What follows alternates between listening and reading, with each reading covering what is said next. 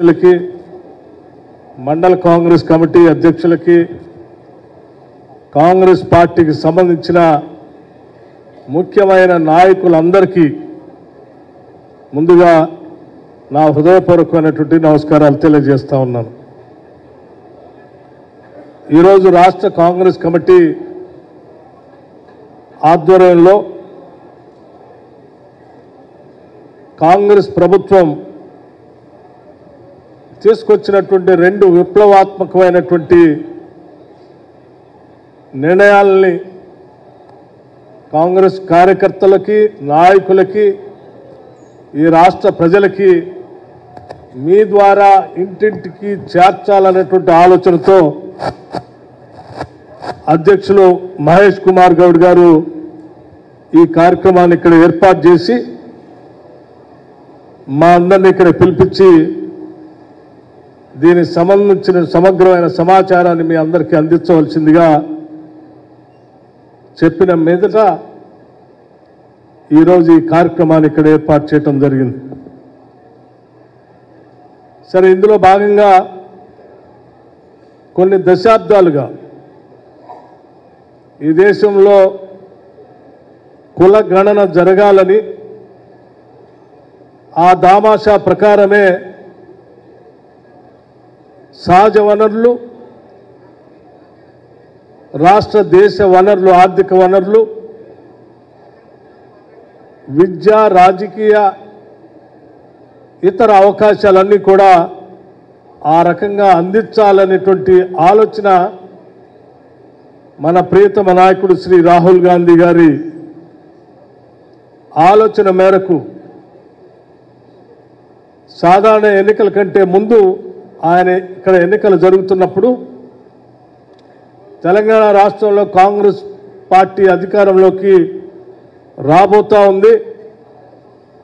వచ్చిన తర్వాత ముందుగా తెలంగాణ రాష్ట్రం నుంచే ఈ కార్యక్రమాన్ని మొదలు పెడతామని వారు చెప్పినటువంటి ఈ తెలంగాణ రాష్ట్ర ప్రజలకు వారు ఇచ్చినటువంటి హామీని ఈ సందర్భంగా గుర్తు చేయడమే కాకుండా వారిచ్చినటువంటి హామీ ప్రకారం ఇందిరమ్మ ప్రభుత్వం, ప్రజాప్రభుత్వం, రాష్ట్ర ముఖ్యమంత్రి శ్రీ రేవంత్ రెడ్డి గారి నాయకత్వంలో యావత్ రాష్ట్ర మంత్రిమండలి మొత్తం కూడా ఒక విధానపరమైన నిర్ణయాన్ని తీసుకొని ఆ నిర్ణయం ప్రకారం, తీర్మానం ప్రకారం శాసనసభలో తీర్మానం పెట్టి శాసనసభ తీర్మానం ప్రకారం రాష్ట్ర ప్రభుత్వం ప్రణాళిక శాఖ ద్వారా ఈ రాష్ట్రంలో సంపూర్ణంగా ఈ కుల గణన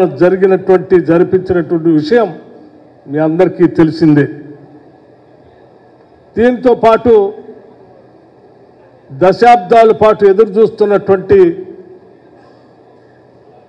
ఎస్సీ కేటగరైజేషన్ కూడా కాంగ్రెస్ ప్రభుత్వం సుప్రీంకోర్టు ఇచ్చినటువంటి తీర్పుకు అనుగుణంగా వెంటనే దాన్ని అమలు చేస్తామని అమలు చేసినటువంటి శాసనసభలో పెట్టినటువంటి అంశం కూడా మీ అందరికీ తెలిసిందే. దానికి సంబంధించి పెద్దలు దామోదర్ రాజనరసింహ గారు ఒక స్పష్టమైనటువంటి ప్రజెంటేషన్ నా తర్వాత వారు కూడా మీ అందరికీ అందించబోతూ ఉన్నారు. మిత్రులారా, మీ అందరికీ ఒక విషయం చాలా స్పష్టంగా మీ దృష్టికి తీసుకొచ్చేది ఏంటంటే, ప్రభుత్వం అంటే కేవలం పన్నులు వసూలు చేసుకోవటం, పాలన చేయటం కాదు. ప్రభుత్వం అంటే కేవలం పన్నులు వసూలు చేసుకోవటం, పాలించటం ఒక్కటే కాదు. ప్రభుత్వం అంటే ఒక సామాజిక పరివర్తన కోసం, మార్పు కోసం నిత్యం పనిచేస్తుందని కాంగ్రెస్ ప్రభుత్వాలు ప్రతి సందర్భంలో చేస్తూ చూపిస్తూ వచ్చాయి. ఈ దేశంలో ఉన్నటువంటి సమాజ మార్పు కోసం ఆనాటి జవహర్లాల్ నెహ్రూ గారి దగ్గర నుంచి మొదలు పెడితే ఇప్పుడున్నటువంటి శ్రీ రాహుల్ గాంధీ గారి వరకు అటు దేశవ్యాప్తంగా కానీ రాష్ట్ర వ్యాప్తంగా కానీ అనేక విప్లవాత్మకమైన నిర్ణయాలు ఈ దేశంలో తీసుకొచ్చి పాలన ద్వారా చూపించినటువంటి సంఘటనలు అనేకం ఉన్నాయి. అందులో పంచవర్ష ప్రణాళికలు కానీ, భూ సంస్కరణలు కానీ, 20 సూత్రాల ఆర్థిక కార్యక్రమాలు కానీ, బ్యాంక్స్ నేషనలైజ్ చేయటం కానీ, లేకపోతే ఎంప్లాయ్మెంట్ గ్యారంటీ స్కీమ్ తీసుకోవటం కానీ, రైట్ టు ఎడ్యుకేషన్ తీసుకొని రావటం కానీ, రకరకాలైనటువంటి రైట్ టు ఫుడ్ సెక్యూరిటీ తీసుకొని రావటం కానీ, ఇట్లా చెప్పుకుంటూ పోతే ఈ దేశంలో ఈ సమాజంలో వచ్చిన ప్రతి పరివర్తనకి మార్పుకి కాంగ్రెస్ ప్రభుత్వాలు తీసుకొచ్చినటువంటి చట్టాల ద్వారా మాత్రమే ఈ భారతదేశంలో సామాజిక మార్పులు వచ్చాయి. ఈ సమాజ అభివృద్ధికి పునాదులు పడ్డాయి. వాటి పరంపరలోనే మరొక్కసారి రాహుల్ గాంధీ గారు ఈ socio economic political educational cost సర్వేని సంపూర్ణంగా ఈ దేశంలో చేపించాలని చెప్పి, దానికి తెలంగాణ రాష్ట్రంలో మా ప్రభుత్వం అధికారంలో ఉంది కాబట్టి అక్కడి నుంచి చేపించి ఈ దేశానికి తెలంగాణని ఒక రోల్ మోడల్గా చేపిస్తామని చెప్పి వారు దేశవ్యాప్తంగా చేస్తున్నటువంటి ప్రసంగాల్లో పార్లమెంట్లో మాట్లాడిన విషయాలు కూడా మీ అందరికీ తెలిసిందే. వారి ఆదేశాల మేరకు ఈ రాష్ట్ర ప్రభుత్వం మీకు ఈరోజు ఈ కాస్ట్ సర్వే చేసి సంపూర్ణంగా జరిగినటువంటి వివరాల్ని ఈరోజు మీ ముందుకి తీసుకొచ్చే ప్రక్రియలో ఇది ఎంత ట్రాన్స్పరెంట్గా, ఎంత పక్కాగా, ఎటువంటి చిన్న పొరపాటు కూడా దొరలకుండా ఈ దేశంలో ఎవరు ఏలెత్తి చూపటానికి అవకాశం లేకుండా చాలా పకడ్బందీగా దేశంలో ఉన్నటువంటి అనేక సర్వేల పైన సర్వే చేసి, స్టడీ చేసి ఈ సర్వేను చేపట్టడం జరిగింది. దీనికి సంబంధించి ఈరోజు జరిగిన విధానపరమైన నిర్ణయాలన్నీ సరే, మనం చేసిన ఈ విధానపరమైన నిర్ణయం పైన ప్రతిపక్షాలు రాజకీయ వారి అవసరాల కోసం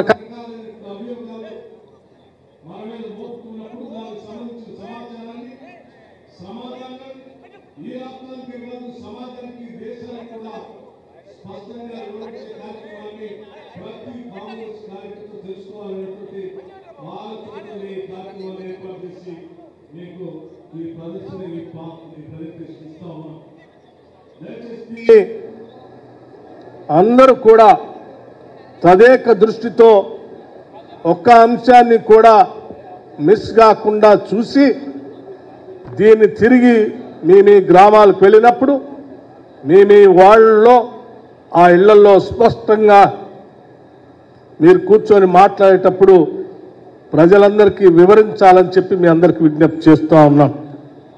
ముందుగా సరే, ఇప్పటివరకు మీకు చెప్పినటువంటి ఉపోద్ఘాతం, ఆ ఉపోద్ఘాతం తర్వాత ఇప్పుడు తెలంగాణ ప్రభుత్వం మీ అందరి కృషితో ఏర్పడినటువంటి ఇందిరమ్మ ప్రభుత్వం పార్టీ విధానపరమైన నిర్ణయం ప్రకారం తీసుకున్న ఈ కార్యక్రమం తెలంగాణ ప్రభుత్వం సామాజిక, ఆర్థిక, విద్య, ఉపాధి, రాజకీయ మరియు కుల సర్వేపై ప్రజెంటేషన్. ప్రియతమ నాయకులు శ్రీ రాహుల్ గాంధీ గారు సాధారణ ఎన్నికల ముందు తెలంగాణలో మా ప్రభుత్వం ఏర్పడగానే కులగణన చేస్తామని తెలంగాణ ప్రజలకు హామీ ఇచ్చిన విషయం మీ అందరికీ తెలిసిందే. దానికి అనుగుణంగా ఏ రకంగా చేశామనేటువంటి అంశాల్ని మొత్తం సంపూర్ణంగా టేబుల్ వారీగా మీ అందరికీ వివరించే కార్యక్రమం చేస్తాం. పరిచయం, సర్వేలో సేకరించిన సమాచార వివరాలు, సర్వే విధానం, సర్వే రూపకల్పన, క్షేత్రస్థాయిలో జరిగిన సర్వే, సాఫ్ట్వేర్ మరియు డేటా ఎంట్రీ, సర్వే నుండి లభించిన డేటా ఫలితాలు, ఇతర సవాళ్లు, నివేదిక తయారీ, కమిటీ ఏర్పాటు, సమావేశం మరియు తీర్మానం, దానికి సంబంధించిన సమాచారం, సమగ్ర ఇంటింటి కుటుంబ సర్వే, సామాజిక, ఆర్థిక, విద్య, ఉపాధి, రాజకీయ మరియు కుల సర్వే. శ్రీ రేవంత్ రెడ్డి గారు గౌరవ ముఖ్యమంత్రి గారి ఆధ్వర్యంలో మంత్రి మండలి తీర్మానం ఫిబ్రవరి 4, 2024 క్యాబినెట్ మొత్తం కూడా కూర్చొని ఆ రోజు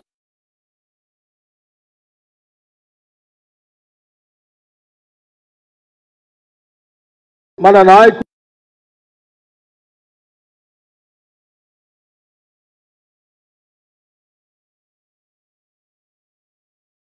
మాట ప్రకారం ఈ రాష్ట్రంలో కులగణన జరగాలని చెప్పి కేబినెట్ పూర్తిగా కూర్చొని ఒక తీర్మానం చేసి ఆ కేబినెట్ తీర్మానాన్ని శాసనసభలో ఫిబ్రవరి 16, 2024 నాడు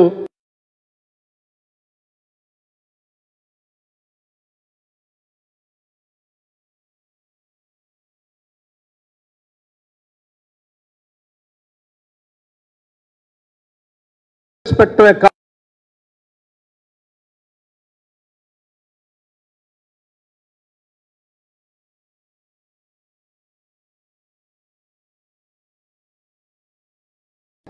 దాని తీర్మానం కూడా చేసి ఆ తీర్మానం ప్రకారం రాష్ట్రంలో సంపూర్ణమైనటువంటి క్యాస్ట్ సర్వే చేస్తామని చెప్పి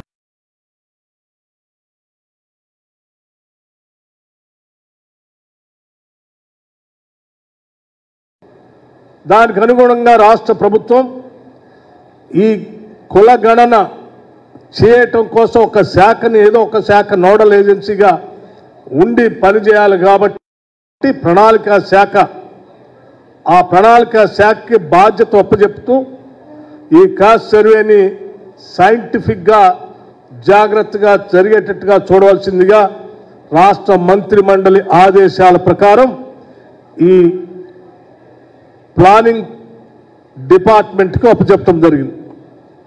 ఈ ప్లానింగ్ డిపార్ట్మెంట్కి అప్పచెప్తూ జిఓఎంఎస్ నెంబర్ 18 10/10/2024 ప్రభుత్వ ఉత్తర్వులు జారీ చేశారు. ఆ జారీలు చేసే ముందు శాసనసభలో ముఖ్యమంత్రి రేవంత్ రెడ్డి గారు 16/2024 నాడు శాసనసభలో తీర్మానం చేస్తూ దీనికి సంబంధించిన కార్యక్రమాలను మేము ఎట్టి పరిస్థితుల్లో చేపడతామని చెప్పి చాలా స్పష్టంగా సభ ద్వారా ఈ రాష్ట్ర ప్రజలకి సభలో ఉన్న రాజకీయ పార్టీలందరికీ కూడా చెప్పడం జరిగింది. ఈ తీర్మానం the house unanimously resolve to undertake A comprehensive door-to-door family survey cost census across Telangana covering social, economic, educational, employment, political and caste aspects as per the recommendation made by the Telangana Cabinet on 4/2/2024. This initiative aims to formulate and implement plans for the social, economic, educational and employment advancement of backward classes, scheduled castes, scheduled tribes and other weaker sections of society. సమాజంలో ఉన్నటువంటి వెనుకబడిన తరగతులు, schedule కులాలు, schedule తెగలు మరియు మిగతా బలహీన వర్గాలకు చెందిన ప్రజల అభ్యున్నతి నిమిత్తం వివిధ సామాజిక, ఆర్థిక, విద్యాపరమైన, ఉపాధి, రాజకీయ అవకాశాల ప్రణాళికలు రూపొందించి అమలుపరిచేలా తెలంగాణ మంత్రివర్గం 4/2/2024 తేదీన చేసిన సిఫార్సు మేరకు తెలంగాణ రాష్ట్రం అంతటా సామాజిక, ఆర్థిక, విద్యాపరమైన, ఉపాధి, రాజకీయ కుల సర్వే, కుల గణన ఒక సమగ్ర ఇంటింటి కుటుంబ సర్వేను చేపట్టాలని ఈ సభ ఏకగ్రీవంగా తీర్మానించింది అని చెప్పి చాలా స్పష్టంగా తీర్మానం చేయటం జరిగింది. ఆ తీర్మానంలో దానికి సంబంధించిన జియో ఇది రాష్ట్ర ప్రభుత్వం ఇష్యూ చేసినటువంటి జియో. ఆ తర్వాత సరే రాష్ట్ర ప్రభుత్వం ప్రణాళిక శాఖకి బాధ్యత అప్పచెప్తే ప్రణాళిక శాఖ చూస్తున్నటువంటి నేను దీనికి సంబంధించినటువంటి ఇంతవరకు దేశంలో జరిగినటువంటి సర్వేలు ఎక్కడెక్కడ జరిగాయి, అసలు చరిత్ర ఏంటి, దీనికి కావాల్సిన సమాచారం ఏంటి అని చెప్పి సంపూర్ణమైనటువంటి అధ్యయనం పాలనా శాఖతో సహా ఉన్నతాధికారులతో సహా కూర్చొని రాష్ట్ర వ్యాప్తంగా, దేశవ్యాప్తంగా దీనికి సంబంధించిన సమాచారాన్ని సేకరించడం అయింది. అప్పటికే కర్ణాటక, బీహార్ రాష్ట్రాల్లో జరిపిన సర్వే పైన అధ్యయనం చేయటం, జిల్లాల వారీగా మరియు రాష్ట్ర స్థాయిలో వివిధ ప్రజా సంఘాలు, సామాజికవేత్తలు, మేధావులు, ఇతర స్టేక్ హోల్డర్ అభిప్రాయాలు కూడా తీసుకున్నాం. ఆ తర్వాత మనందరికీ తెలిసింది రాష్ట్ర కాంగ్రెస్ కమిటీ గాంధీ భవన్లో కూడా ఇక్కడ సమావేశం ఏర్పాటు చేసి జిల్లా కాంగ్రెస్ అధ్యక్షులు కార్యవర్గ సభ్యులు అందరూ అభిప్రాయాలు తీసుకున్నారు. ఆ తర్వాత రాష్ట్ర స్థాయిలో కూడా ఒక స్టేక్ హోల్డర్స్ సమావేశం ఏర్పాటు చేసి రాష్ట్రంలో ఉన్నటువంటి సామాజిక శాస్త్రవేత్తలందరినీ కూడా ఆ సమావేశానికి పిలవటమే కాదు, ఆ సమావేశంలో శ్రీ రాహుల్ గాంధీ గారు కూడా ప్రత్యేకంగా ఈ సమావేశం రావటం జరిగింది. అట్లాగే ఇది గాంధీ భవన్ అక్కడ జరిగినటువంటి ఈ గాంధీ భవన్లో జరిగినటువంటి సమావేశం ఇది స్టేట్ లెవెల్ సోషల్ యాక్టివిస్టులతో జరిగినటువంటి సమావేశం. ఆనాడు ఈ క్యాబినెట్ సబ్ కమిటీ అధ్యక్షుడిగా నియమించినటువంటి ఉత్తమ్ కుమార్ రెడ్డి గారు రాహుల్ గాంధీ గారు మాట్లాడినటువంటి ప్రసంగాన్ని తెలుగులో ట్రాన్స్లేట్ చేస్తూ సమగ్రమైన సమాచారాన్ని అందరికీ ఇవ్వటం జరిగింది కూడా.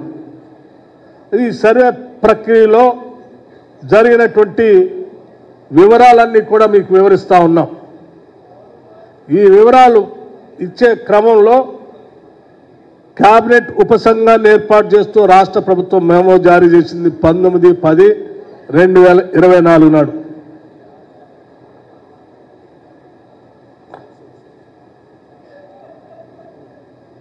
అట్లాగే ఈ మెమో జారీ చేసిన తర్వాత ఈ సర్వే చేయటం కోసం కొన్ని జిల్లాలు 4 జిల్లాలని ఒక పైలట్ ప్రాజెక్ట్గా తీసుకొని, అంటే ఒక్కొక్క ఇంటికి సర్వే చేయడానికి ఎంత సమయం పడుతుంది, ఒక క్వశ్చన్ అవర్ బుక్ తీసుకుంటే ఒక ఇంట్లో ఎంత టైం పడుతుంది, ఒక వార్డులో ఎంత టైం పడుతుంది అనేది లెక్కేయటం కోసం పైలట్ ప్రాజెక్టుగా 4 జిల్లాలు జోగులాంబ, గద్వాల్, ఖమ్మం, రంగారెడ్డి, కొమరంభీం, ఆసిఫాబాద్ జిల్లాలో 22/10/2024 నాడు చేపట్టడం జరిగింది. సరే, ఇది చేపట్టడానికి 1,03,889 గణ అధికారుల్ని మరియు పర్యవేక్షకుల కోసం శిక్షణ ఇవ్వటం కూడా జరిగింది. గౌరవ ముఖ్యమంత్రి, ఉప ముఖ్యమంత్రి అధ్యక్షతన రాష్ట్ర స్థాయి స్టేక్ హోల్డర్ సంప్రదింపులు 2/11/2024 నాడు జరిగినాయి. పౌర సమాజ సంప్రదింపుల సమావేశాలు మరియు జిల్లా స్థాయి సంప్రదింపుల సమావేశాలు 3/11/2024 నాడు జరిగింది. రాహుల్ గాంధీ గారి అధ్యక్షతన రాష్ట్ర స్థాయి స్టేక్ హోల్డర్ సమావేశం 5/11/2025 నాడు జరిగింది. హౌస్ లిస్టింగ్ ప్రక్రియ అంటే సర్వే చేసే ముందు ఇళ్ళ అందరికీ ఇంటింటికి వచ్చి ఒక కాగితం అతికిచ్చి ఇళ్ల లెక్కింపు కార్యక్రమాన్ని 6/11/2024 నాడు చేపట్టడం జరిగింది. హౌస్ లిస్టింగ్ ప్రక్రియ సర్వే ప్రారంభం 9/11/2024 నాడు మొదలుపెట్టడం జరిగింది. సర్వే ముగింపు 25/12/2024 కల్లా ముగించడం జరిగింది. కేబినెట్ ఉపసంఘానికి నివేదిక సమర్పణ 2/2/2025 నాడు సమర్పించడం జరిగింది. కేబినెట్కు నివేదిక సమర్పణ మరియు ఆమోదం 4/2/2025 నాడు జరిగింది. అసెంబ్లీలో ప్రకటన మరియు తీర్మానం 4/2/2025 కల్లా పూర్తి చేయటం జరిగింది. సర్వేలో సేకరించినటువంటి సమాచార వివరాలు మీ అందరికీ తెలిసిందే. సర్వేకి పోయేటప్పుడు ప్రతి ఎన్యూమరేటర్కి ఓ పుస్తకం ఇచ్చాం. సర్వే ఫామ్లో 57 ప్రశ్నలు ఉండక అదనపు ఉప ప్రశ్నతో కలిపి మొత్తం 75 ఫీల్డ్స్లో సమాచారం సేకరించబడింది. విస్తృతంగా సర్వే ఫామ్ల కింద సేకరించబడింది. సామాజిక అంశాలు, లింగం, వివాహస్థితి, మతం, మాతృభాష, రిజర్వేషన్ ద్వారా పొందిన విద్య మరియు ఉద్యోగ ప్రయోజనాలు, ప్రభుత్వ విధానాలు ద్వారా లభించిన ప్రయోజనాలు, ఆర్థిక అంశాలు, భూ సంపత్తి, స్థిర మరియు చరాస్తులు, వ్యాపార టర్నోవర్, విద్య సంబంధించిన పాఠశాల విద్యా మాధ్యమం, అత్యున్నత విద్యార్థి మొదలైనవి, కుల ఆధారిత వృత్తి, ఉద్యోగ రకం, వలస వెళ్ళిన వారి వివరాలు, రాజకీయ రంగంలో ప్రాతినిధ్యం, గతం మరియు ప్రస్తుతం, కులాంశాల, సామాజిక వర్గం, కులం వివరాలు, ఇలా అనేక అంశాలతో పొందుపరిచినటువంటి ఒక పుస్తకాన్ని వారికి ఇవ్వటం జరిగింది. రాష్ట్ర స్థాయిలో ప్రణాళిక విభాగం తీసుకున్నటువంటి చర్యలు ఈ సర్వే పంపించే ముందు తీసుకున్న జాగ్రత్తలు ఏంటి, ఏ రకంగా తీసుకున్నారంటే, రాష్ట్ర వ్యాప్తంగా ఈ రాష్ట్రాన్ని సర్వే పంపించేటప్పుడు ప్రతి 150 కుటుంబాలకి ఒక ఎన్యూమరేషన్ బ్లాక్గా నిర్ణయించడం జరిగింది. కేవలం 150 ఇళ్లకు మాత్రమే పరిమితం చేస్తూ ఒక బ్లాక్ని తయారు చేయటం జరిగింది. ఆ 150 ఇళ్లకు మాత్రమే పరిమితం చేసినటువంటి బ్లాక్లో ఈ సర్వే చేయటం కోసం ఒక వ్యక్తిని ఎన్యూమరేటర్గా నియమించడం జరిగింది. అంటే ఈ సర్వే చేసే వ్యక్తి కేవలం 150 ఇళ్లకు మాత్రమే పరిమితం చేసి ఎక్కువ భారం లేకుండా కూడా రాష్ట్ర వ్యాప్తంగా ఈ రకంగా ఎన్యూమరేటెడ్ బ్లాక్స్ని తయారు చేయటం జరిగింది. దీంతో రాష్ట్ర వ్యాప్తంగా 94,261 ఎన్యూమరేషన్ బ్లాక్ని ఏర్పాటు చేయటం జరిగింది. అంటే రాష్ట్రం మొత్తం 94,261 బ్లాకులుగా ఏర్పాటు చేసి ప్రతి బ్లాక్కి ఒక ఎన్యూమరేటర్ని అంటే కుల గణన చేయడానికి పనికొచ్చేటువంటి ప్రభుత్వ అధికారిని అతను నియమించి ప్రతి 10 మందికి ఒక సూపర్వైజర్ని కూడా నియమించడం జరిగింది. అలా 150 ఇళ్లకి మనం బ్లాక్గా తయారు చేసింది ఎట్లా చేసామంటే రాష్ట్ర మ్యాప్ తీసుకొని ప్రతి 150 ఇళ్లకి ఒక బ్లాక్గా తయారు చేసి ప్రతి సూపర్వైజర్ ఈ 150 ఇళ్ళు తప్ప ఇంకో ఇంటికి పోవటానికి వీల్లేదు. కేవలం 150 ఇళ్లలోనే అతను లెక్క తీసుకొని వచ్చేటట్టుగా ఆ తీసుకొచ్చిన లెక్కనే సూపర్వైజర్ కూడా మళ్ళీ సూపర్వైజ్ చేసేటట్టుగా దీన్ని ఏర్పాటు చేయడం జరిగింది. ఈ రకంగా ఏర్పాటు చేసిన బ్లాక్లు మొత్తం రాష్ట్రం మొత్తం తీసుకుంటే గ్రామీణ ప్రాంతాల్లో 54,852 బ్లాకులు, పట్టణ ప్రాంతాల్లో 40,011 బ్లాకులు, మొత్తం గ్రామీణ ప్రాంతాల్లో 94,800 మొత్తం రాష్ట్ర వ్యాప్తంగా 94,863 బ్లాకులు ఏర్పాటు చేయడం జరిగింది. నియమించిన మొత్తం సూపర్వైజర్ల సంఖ్య గ్రామీణ ప్రాంతాల్లో 5,567 మందిని నియమించాం, పట్టణ ప్రాంతాల్లో 4,061 మంది నియమించాం, మొత్తం సూపర్వైజర్లు 9,628 మంది. మొత్తం ఎన్యూమరేషన్ బ్లాక్ల సంఖ్య గ్రామీణ ప్రాంతాల్లో 54,503, పట్టణ ప్రాంతాల్లో 39,758, మొత్తంగా 94,261 బ్లాకుల్ని ఏర్పాటు చేయడం జరిగింది. ఈ ఏర్పాటు చేసిన బ్లాక్లకు అనుగుణంగా సర్వే ఫామ్ ఇచ్చి మరియు హౌస్ లిస్ట్ ఫార్ ప్రభుత్వ సూచనల ఆధారంగా అనేక సవరణల తర్వాత జాగ్రత్తగా తయారు చేయబడ్డాయి.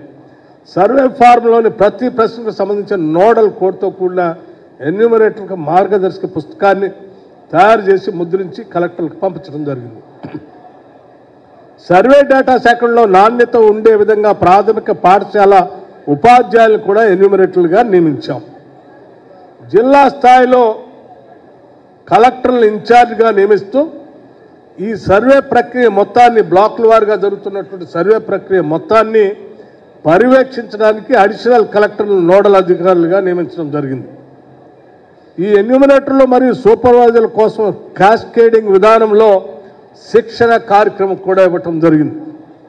2024 అక్టోబర్ 28న అన్ని జిల్లాలు మరియు జిహెచ్ఎంసీ నుండి ప్రతినిధులు కలిగిన 175 ట్రైనర్స్ ఆఫ్ ట్రైనర్స్ హైదరాబాద్లో MCRHRDలో శిక్షణ అందించడం జరిగింది. ఆ తర్వాత వారు జిల్లాలు మరియు మండల స్థాయిలో 1,03,889 ఎన్యూమరేటర్లు మరియు సూపర్వైజర్లకు వీళ్ళందరూ వెళ్ళి అక్కడ శిక్షణ ఇవ్వటం జరిగింది. ఈ శిక్షణ కార్యక్రమాల్ని సంపూర్ణంగా అధికారికంగా ఎక్కడ పొరపాట్లు కూడా దొరలకుండా ఈ రకంగా అధికారులను పెట్టి మొత్తం శిక్షణ కార్యక్రమాలను ఇవ్వటం జరిగింది. ఈ principal secretary planning Sandeep Kumar Sultania గారు వారి ట్రైనింగ్ క్లాస్ సంబంధించిన వివరాలు చెప్తున్నటువంటి ఫోటోగ్రాఫ్ ఇది. అట్లాగే దీనికి నోడల్ ఆఫీసర్గా ఈ మొత్తం కార్యక్రమాన్ని హైదరాబాద్ కలెక్టర్ సంబంధించినటువంటి అధికారిని కూడా నియమించడం జరిగింది. వారు కూడా నిత్యం వీళ్ళందరికీ ట్రైనింగ్ క్లాస్ చేస్తూ ఏ రకంగా చేయాలని చెప్పినటువంటి ఒక ఫోటో ఇక్కడ మీ అందరూ చూపిస్తూ ఉన్నాం. అట్లాగే ఇంకా మిగతా అందరి అలా జిల్లాల్లోకి వెళ్ళిన తర్వాత జిల్లాల్లో కూడా మళ్ళీ అక్కడ ఉన్న సూపర్వైజర్లకి అట్లాగే ఎన్యూమరేటర్స్కి ట్రైనింగ్ ఇచ్చే కార్యక్రమం 21 నవంబర్ 2024 11 AM జిల్లా స్థాయి శిక్షణ కార్యక్రమం భద్రాద్రి కొత్తగూడెం జిల్లాకు సంబంధించిన ఫోటో శాంపిల్గా జిల్లాల్లో కూడా ఇట్లా చేసామని చూపించడం కోసం చూపిస్తున్నటువంటి ఫోటో. అట్లాగే ఇది కూడా జిల్లా స్థాయిలో జరిగినటువంటి ట్రైనింగ్ కార్యక్రమాలు, సర్వే రూపకల్పన మరియు పైలట్ అధ్యయనం. ఇదంతా అయిపోయిన తర్వాత సర్వే విధానం మరియు అమలు తీరును అంచనా వేయడానికి 4 జిల్లాల్లో ఈ 4 జిల్లాల్లో ఈ కార్యక్రమాన్ని ముందు పైలట్ ప్రాజెక్టుగా తీసుకున్నాం. ఈ పైలట్ ప్రాజెక్టులో ఒక గ్రామం, దాంట్లో 50 కుటుంబాలు ఎంపిక చేసుకొని దాన్ని చేసుకుంటూ వెళ్ళాం. అలా చేసుకుంటూ పోతే గ్రామీణ ప్రాంతాల్లో కొన్ని, అర్బన్ ప్రాంతాల్లో కొన్ని చేస్తే 2 దగ్గర సర్వే జరిగేటప్పుడు వచ్చేటువంటి ఉత్పన్నమైనటువంటి సమస్యలను ముందుగానే అంచనా వేయొచ్చు అనేటువంటి ఆలోచనతో సుల్తాన్పూర్ గ్రామ పంచాయతీ, అలంపూర్ మండలం, జోగులాంబ, గద్వాల జిల్లాల్లో ఒకటి, సెమీ అర్బన్ అన్నవరం గ్రామ పంచాయతీ, కొంజర్ల మండలం, ఖమ్మం జిల్లా ఒకటి, పూర్తిగా అర్బన్ నార్సింగి మున్సిపాలిటీ, రంగారెడ్డి జిల్లాలో ఒకటి, గిరిజన గ్రామాల్లో కౌటగూడ గ్రామ పంచాయతీ, ఆసిఫాబాద్ మండలం, కొమరం భీం, ఆసిఫాబాద్ జిల్లాలో ఒకటి. ఈ 4 జిల్లాల్లో 50 కుటుంబాలకు సంబంధించినట్టు ఒక పైలట్ ప్రాజెక్ట్ చేసి ఒక్కొక్క ఇంటికి పోతే సర్వే చేయడానికి ఎంత సమయం పడుతుంది, అక్కడికి వెళ్ళినప్పుడు ఉత్పన్నమైనటువంటి సమస్యలు ఏంటి, ఇంటికి వెళ్ళినప్పుడు వాళ్ళు ఏమడుగుతున్నారని వాటన్నిటిని కూడా క్రోడీకరించుకోవటం కోసం ముందుగానే, అంటే ఉదాహరణకి 150 ఇళ్లని ఒక బ్లాక్గా చేసి సర్వే చేపిస్తున్నప్పుడు 150 ఇళ్లకి చేయటానికి ఎన్ని రోజులు పడుతుందని లెక్కించడానికి, ఒక్కో ఇంటి ఎన్ని ఇళ్ళు చేస్తే బాగుంటుందని అంచనా వేయటం కోసం చేసినటువంటి కార్యక్రమం. ఈ పైలట్ అధ్యయనం ద్వారా ఫీల్డ్ సర్వే చేసి పూర్తి కావటానికి ఎంత సమయం పడుతుందో చూసిన తర్వాత గౌరవ ముఖ్యమంత్రి గారు ఉత్తమ్ కుమార్ రెడ్డి గారు రాత్రి వేళల్లో కూడా సుదీర్ఘ సమావేశాలు నిర్వహించి మరింత సమగ్రంగా తీర్చిదిద్దారు.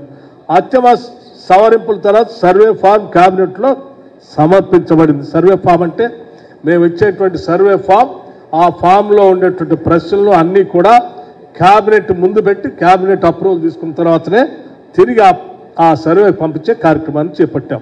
క్షేత్రస్థాయిలో జరిగేటువంటి సర్వే, క్షేత్రస్థాయిలో జరిగే సర్వే సామాజిక, ఆర్థిక, ఉపాధి, విద్యా, రాజకీయ మరియు కుల సర్వే 2024 నవంబర్ 6 నాడు హౌస్ లిస్టింగ్తో ప్రారంభమైంది. హౌస్ లిస్టింగ్ అంటే ఇంటింటికి వెళ్ళి సర్వే చేసే ముందు ఏ ఎన్యూమరేటర్కి అయితే 150 ఇళ్ళు ఇచ్చామో ఆ 150 ఇళ్ళకి మాత్రమే అతను పరిమితమై 3 రోజులు ఇంటింటికి పోయి ఒక షీట్ అతికిచ్చి వచ్చాడు. అంటే రోజు కొన్ని ఇళ్ళు లెక్క, రోజుకి 50 ఇళ్ళు లెక్క ఒట్టి కాగితం అతికిచ్చి రావటమే. అంటే కాగితం అంటే ఆ బ్లాక్లో ఉన్న ఇళ్ళన్నిటికీ కాగితాలు అతికిచ్చి వచ్చి కరెక్ట్ లెక్కతం తెచ్చుకున్నాడు, ఇన్ని ఇళ్ళు ఉన్నాయి ఈ బ్లాక్లో. దానికి 3 రోజులు సర్వే చేయకుండా కేవలం దానికోసమే 3 రోజులు టైం ఇచ్చి 6 నుంచి 8 వరకు ఆ కార్యక్రమం పూర్తయిన తర్వాత సాధారణ లెక్క సంపూర్ణంగా వచ్చిన తర్వాత ఇక అసలు సర్వే మొదటి దశలో హౌస్ హోల్డ్ సర్వే 9 నవంబర్ నాడు రాష్ట్ర మొట్టమొదటి పౌరులు గౌరవ తెలంగాణ గవర్నర్ గారి వివరాల సేకరణతో ప్రారంభమైంది. ఇది ప్రారంభమై డిసెంబర్ 25, 2024 వరకు ముగించేసాం దీన్ని. సో ఈ కార్యక్రమం సర్వేని పరీక్షించుకు మొత్తం 12 సమావేశాలు నిర్వహించబడ్డాయి. ఈ 12 సమావేశాల్లో కూడా రెగ్యులర్గా జిల్లా కలెక్టర్లతో, నోడల్ అధికారులతో, ఎన్యూమరేటర్స్తో వీడియో కాన్ఫరెన్సింగ్ చేసుకుంటూ వాళ్ళని కంటిన్యూస్గా మానిటర్ చేయడం జరిగింది. అట్లాగే సాఫ్ట్వేర్ రూపకల్పన మరియు డేటా ఎంట్రీ, తీసుకున్నటువంటి సమాచారాన్ని దాన్ని డేటా ఎంట్రీ చేసుకోవడానికి కూడా కావాల్సిన ఏర్పాట్లు కూడా చేసుకోవడం జరిగింది. Centre for good governance farm data entry కోసం సాఫ్ట్వేర్ని వారు తయారు చేశారు. అన్ని జిల్లాలో 76,000 డేటా ఎంట్రీ ఆపరేటర్లు నియమించి డేటా ఎంట్రీ ప్రక్రియను పరీక్షించారు. అంటే సేకరించినటువంటి ఒక్కొక్క బ్లాక్లో 150 ఇళ్లకు సంబంధించి ఎన్యూమరేటర్లు సేకరించినటువంటి ప్రతి అంశాన్ని కంప్యూటర్లో నిక్షిప్తం చేయటం కోసం రాష్ట్ర వ్యాప్తంగా 76,000 మంది డేటా ఎంట్రీ ఆపరేటర్లను నియమించడం కూడా జరిగింది. ఈ డేటా ఎంట్రీ సరిగ్గా ఉండేలా చూసుకోవడానికి అన్ని చోట్ల ఎన్యూమరేటర్లు డేటా ఎంట్రీ ఆపరేటర్లతో కలిసి పనిచేయటం తప్పనిసరి చేయటం జరిగింది. అంటే ఆయన పుస్తకంలో సేకరించినటువంటి సమాచారం తీసుకొని ఆ సమాచారంతో పాటు డేటా ఎంట్రీ ఆపరేటర్ పక్కన ఆయనే కూర్చొని ఆ సమాచారాన్ని పూర్తిగా కంప్యూటర్లో ఎంట్రీ చేసే కార్యక్రమానికి కూడా, అంటే పొరపాట్లు కూడా తప్పులు జొరలకుండా ఉండటం కోసం చేసిన వ్యక్తే పక్కన ఉండేటట్టుగా చేపించిన కార్యక్రమాన్ని కూడా కంపల్సరీ చేశాం.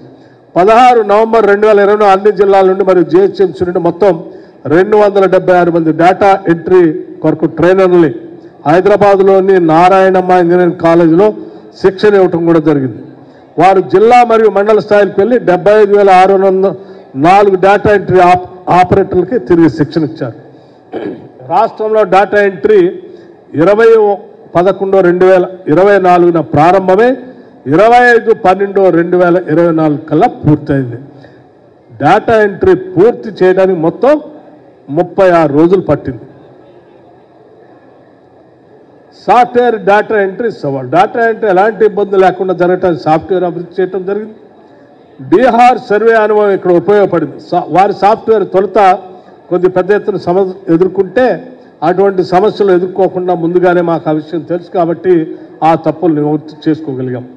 సర్వర్లో ఆటో స్కేలింగ్ అమర్చబడ్డాయి. తద్వారా భారీ డేటా లోడ్ కూడా సమర్థంగా నిర్వహించగలిగాయి. విభజన సమస్యలు, కొత్త వార్డులు, పంచాయతీల మార్పులు, జీరో డేటా ఎంట్రీ వార్డులు వంటి సమస్యలు కూడా వేగంగా పరిష్కరించబడ్డాయి.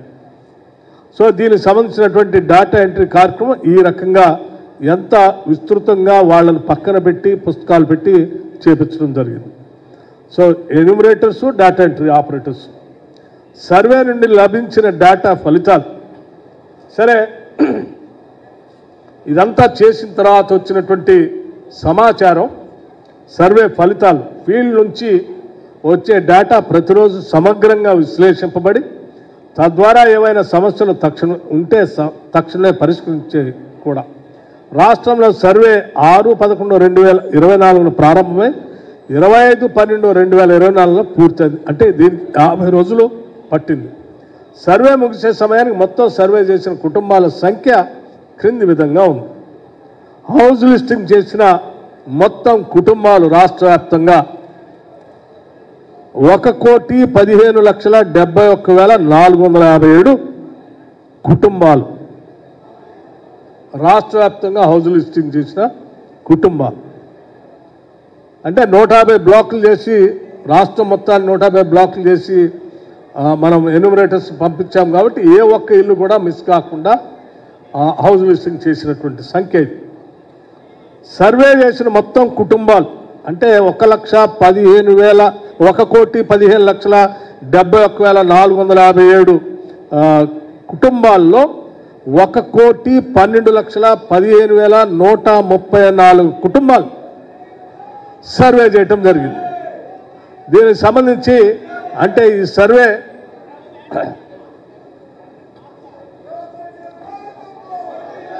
గౌరవ ముఖ్యమంత్రి గారు వచ్చారు, వారికి సాదరంగా స్వాగతం.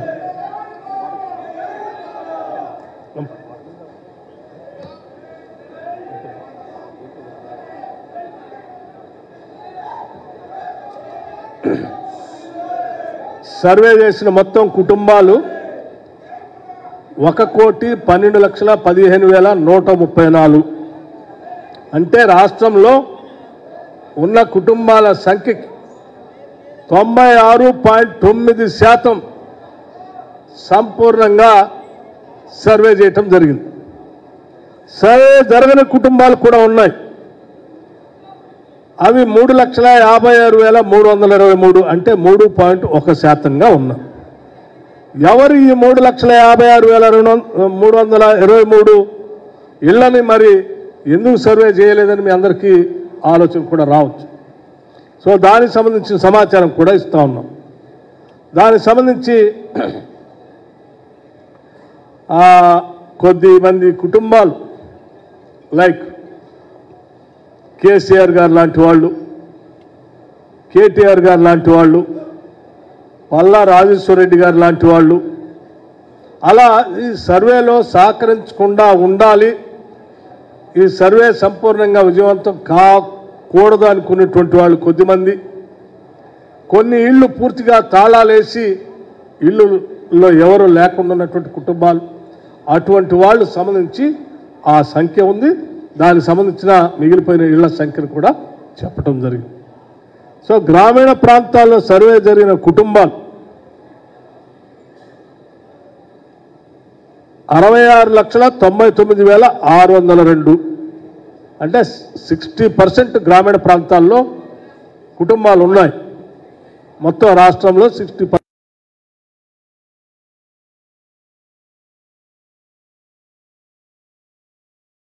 గాంధీ గారి వరకు అటు దేశవ్యాప్తంగా కానీ రాష్ట్ర వ్యాప్తంగా కానీ అనేక విప్లవాత్మకమైన నిర్ణయాలు ఈ దేశంలో తీసుకొచ్చి పాలన ద్వారా చూపించినటువంటి సంఘటనలు అనేక ఉన్నాయి.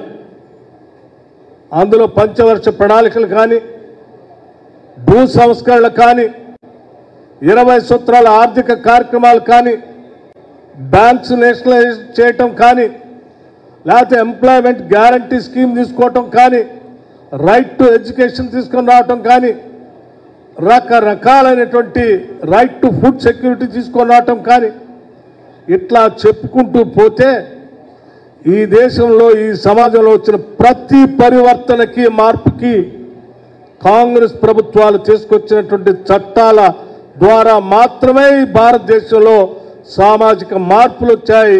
ఈ సమాజ అభివృద్ధికి పునాదులు పడ్డాయి. వాటి పరంపరలోనే మరొక్కసారి రాహుల్ గాంధీ గారు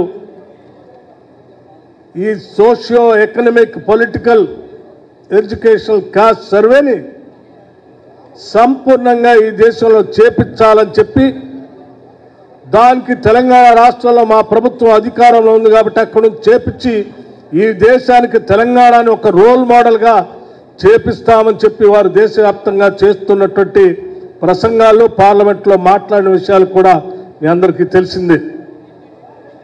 వారి ఆదేశాల మేరకు ఈ రాష్ట్ర ప్రభుత్వం మీకు ఈరోజు ఈ కాస్ట్ సర్వే చేసి సంపూర్ణంగా జరిగినటువంటి వివరాల్ని ఈరోజు మీ ముందుకి తీసుకొచ్చే ప్రక్రియలో ఇది ఎంత ట్రాన్స్పరెంట్గా, ఎంత పక్కాగా, ఎటువంటి చిన్న పొరపాటు కూడా దొరలకుండా ఈ దేశంలో ఎవరు ఏలెత్తి చూపటానికి అవకాశం లేకుండా చాలా పకడ్బందీగా దేశంలో ఉన్నటువంటి అనేక సర్వేల పైన సర్వే చేసి స్టడీ చేసి ఈ సర్వేను చేపట్టడం జరిగింది. దీనికి సంబంధించి ఒక్క అంశాన్ని కూడా మిస్ కాకుండా చూసి దీన్ని తిరిగి మీ గ్రామాలకు వెళ్ళినప్పుడు మీ వాళ్ళలో ఆ ఇళ్లలో స్పష్టంగా మీరు కూర్చొని మాట్లాడేటప్పుడు ప్రజలందరికీ వివరించాలని చెప్పి మీ అందరికీ విజ్ఞప్తి చేస్తూ ఉన్నాం. ముందుగా సరే, ఇప్పటివరకు మీకు చెప్పినటువంటి ఉపోద్ఘాతం, ఆ ఉపోద్ఘాతం తర్వాత ఇప్పుడు తెలంగాణ ప్రభుత్వం మీ అందరి కృషితో ఏర్పడినటువంటి ఇందిరమ్మ ప్రభుత్వం పార్టీ విధానపరమైన నిర్ణయం ప్రకారం తీసుకున్న ఈ కార్యక్రమం తెలంగాణ ప్రభుత్వం సామాజిక, ఆర్థిక, విద్య, ఉపాధి, రాజకీయ మరియు కుల సర్వేపై ప్రజెంటేషన్. ప్రియతమ నాయకులు శ్రీ రాహుల్ గాంధీ గారు సాధారణ ఎన్నికల ముందు తెలంగాణలో మా ప్రభుత్వం ఏర్పడగానే కులగణన చేస్తామని తెలంగాణ ప్రజలకు హామీ ఇచ్చిన విషయం మీ అందరికీ తెలిసిందే. దానికి అనుగుణంగా ఏ రకంగా చేశామనేటువంటి అంశాలని మొత్తం సంపూర్ణంగా టేబుల్ వారీగా మీ అందరికీ వివరించే కార్యక్రమం చేస్తాం.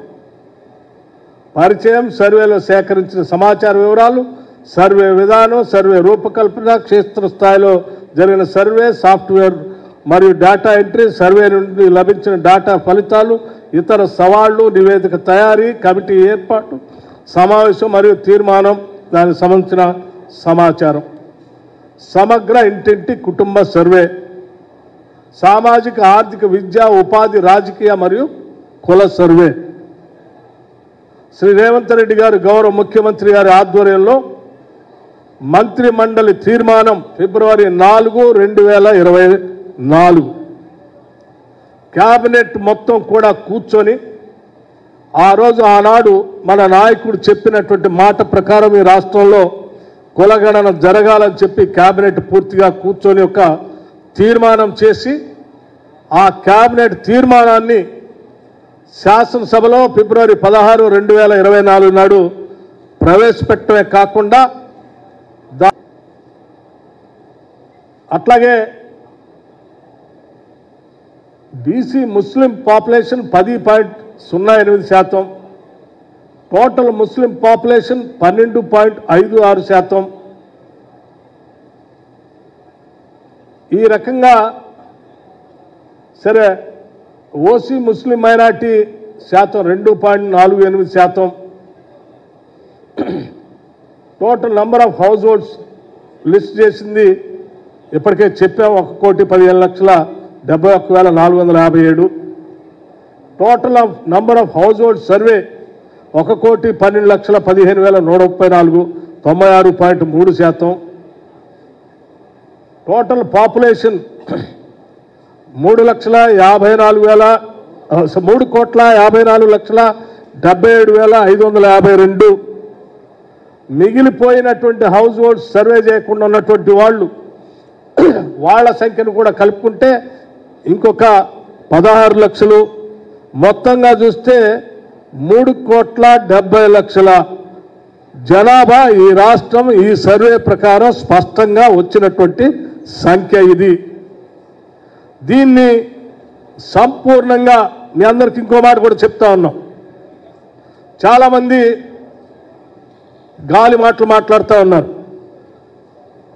రాష్ట్ర ప్రభుత్వం ఎంత నిక్కచ్చిగా ఈ కేబినెట్ నిర్ణయాలు తీసిందంటే రాష్ట్రంలో 150 ఏళ్లకే ఒక బ్లాక్ చేసి రాష్ట్రం మొత్తాన్ని 150 బ్లాకులుగా చేసి ఆ 150 బ్లాకులు ఎన్యూమరేటర్కి ఇచ్చేటువంటి పుస్తకం పంపించి ఆ పుస్తకంలో సమగ్రమైనటువంటి ఆ ఇంటి సమాచారం అంతా సేకరించిన తర్వాత ఆ ఇంటి యజమానితో సంతకం కూడా పెట్టించారు ఆ పుస్తకం మీద. ఇందులో ఇచ్చిన లెక్కంతా నేనే ఇస్తా ఉన్నాను, ఇది కరెక్ట్ అని చెప్పి ఆయన సంతకం పెట్టించిన పుస్తకం అది. ఆ ఇచ్చిన పుస్తకాలని కంప్యూటర్లో ఎంట్రీ చేసి ఆ పుస్తకాలు ఆడ పడేస్తారేమో, అలా చేయటానికి ఎట్టి పరిస్థితుల్లో వీలు లేదు. ఎన్నికల కమిషన్ వాళ్ళు బ్యాలెట్ బాక్సుల్ని ఏ రకంగా దాస్తారో ఆ స్థాయిలో ఈ పుస్తకాల్ని ప్రతి 150 ఇళ్లకి సంబంధించిన బ్లాకు సంబంధించిన కట్టని ఆ కట్టని యాజిస్గా ఆ పుస్తకాలన్నింటినీ కూడా ఆయా మండలాల్లో నిక్షిప్తం చేయటం కూడా జరిగింది. ఆ పుస్తకాల్లో అట్లాగే ఉంటాయి. దాంట్లో ఉన్న సమాచారం కంప్యూటర్లో కూడా ఉన్నది.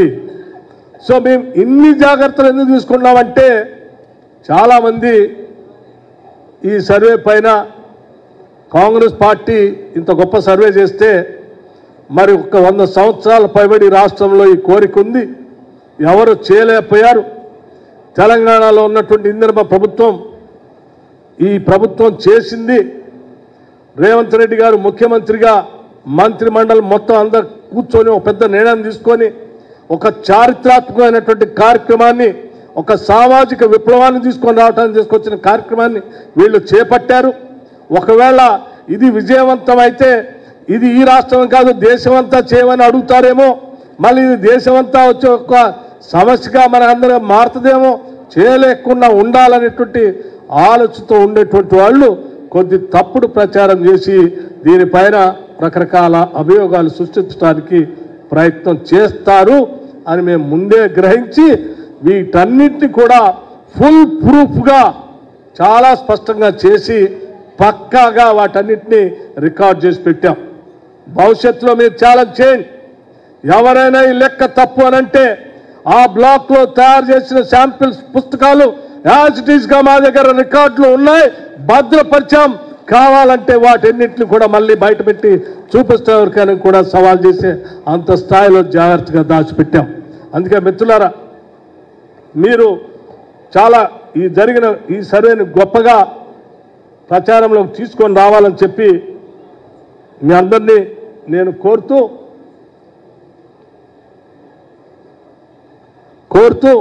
ఈ జరిగినటువంటి ఈ సమగ్రమైనటువంటి ఈ సర్వేని ప్రజల్లోకి విస్తృతంగా తీసుకొని వెళ్ళాలని జరిగే కార్యక్రమంలో మీరందరూ పాల్పంచుకోవాలని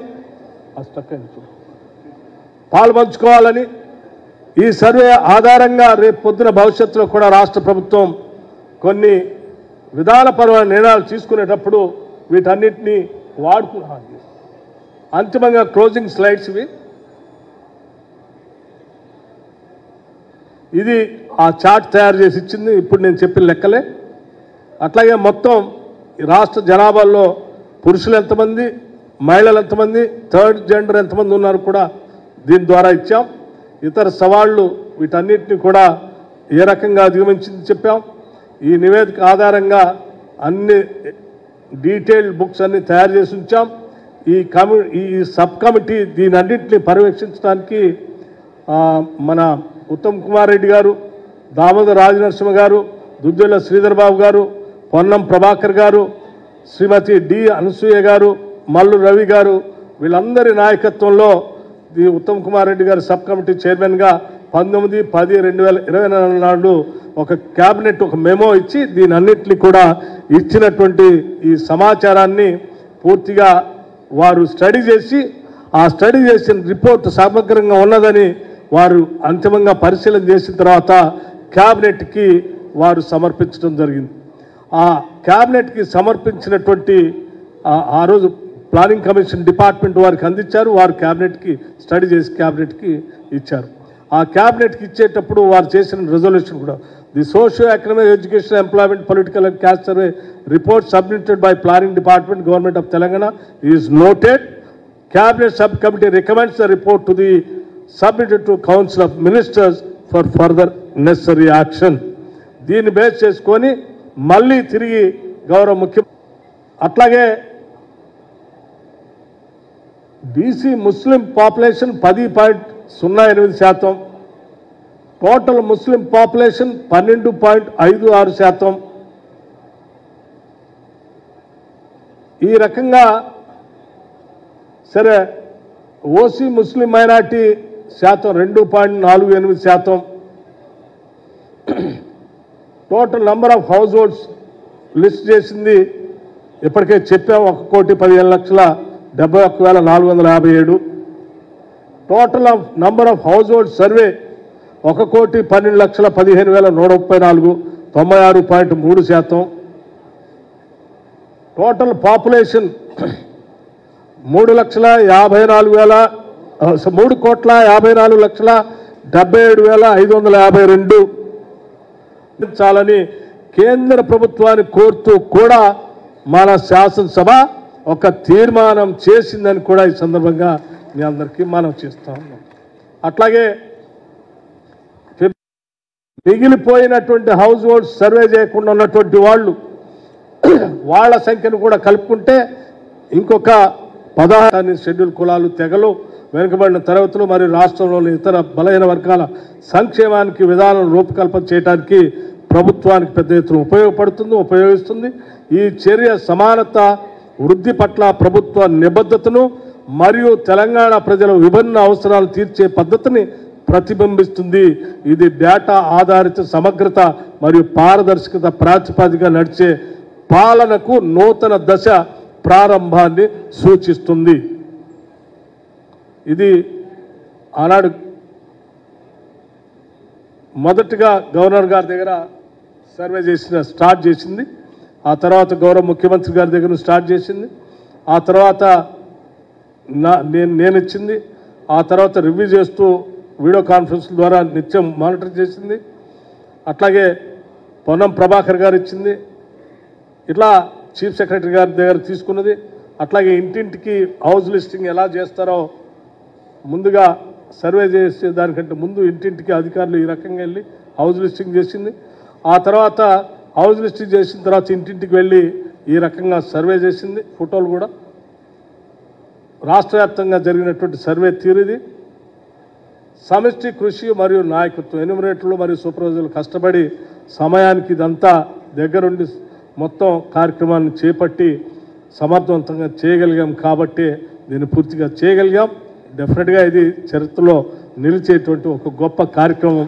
ఈ కార్యక్రమం ముగించే ముందు తప్పనిసరిగా ఈ రాష్ట్ర ఉప ముఖ్యమంత్రిగా ప్రణాళిక శాఖ చూసినటువంటి వ్యక్తిగా నేను ఒక విషయం చెప్పి ముగించదలుచుకున్నాను. ఇందిరమ్మ ప్రభుత్వం, ప్రజాప్రభుత్వం, ఈ రాష్ట్ర ముఖ్యమంత్రి రేవంత్ రెడ్డి గారి నాయకత్వంలో ఈ క్యాబినెట్ ఒక సామాజిక విప్లవానికి నాంది పలుకుతూ అద్భుతమైనటువంటి ఒక కార్యక్రమానికి ఈ దేశానికే ఒక దిశ నిర్దేశం చేసేటువంటి కార్యక్రమం ఇది. ఈ కార్యక్రమంలో మనమందరం పాల్పంచుకున్నందుకు నిజంగా మనమందరం గర్వించాలని చెప్పి మీ అందరికీ తెలియజేస్తూ నేను ముగిస్తాను. ధన్యవాదాలు. Thank you.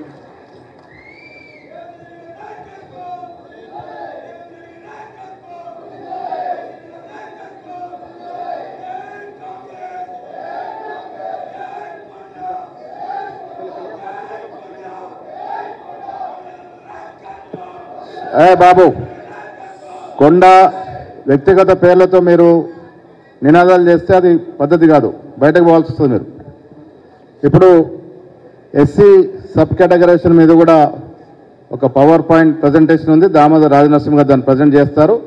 అంతకుముందు గౌరవ ముఖ్యమంత్రి వారు ఢిల్లీ ఒక మీటింగ్కి పోవాల్సి ఉంది కాబట్టి వారు ఈ సర్వేల మీద జరిగిన తీరుతల మీద వారు మాట్లాడతారు. వారు మాట్లాడిన తర్వాత మీరు ఇక్కడే ఉండండి. తర్వాత దామోదర్ రాజనరసింహ గారి పవర్ పాయింట్ ప్రజెంటేషన్ ఉంటుంది. ఆ తర్వాత ఉత్తమ్ కుమార్ రెడ్డి గారు సభ్యులందరూ కూడా మాట్లాడే అవకాశం ఉంటుంది. కాబట్టి ఇప్పుడు గౌరవ ముఖ్యమంత్రి గారిని వచ్చి మాట్లాడాల్సిందిగా కోరుతా ఉన్నాను.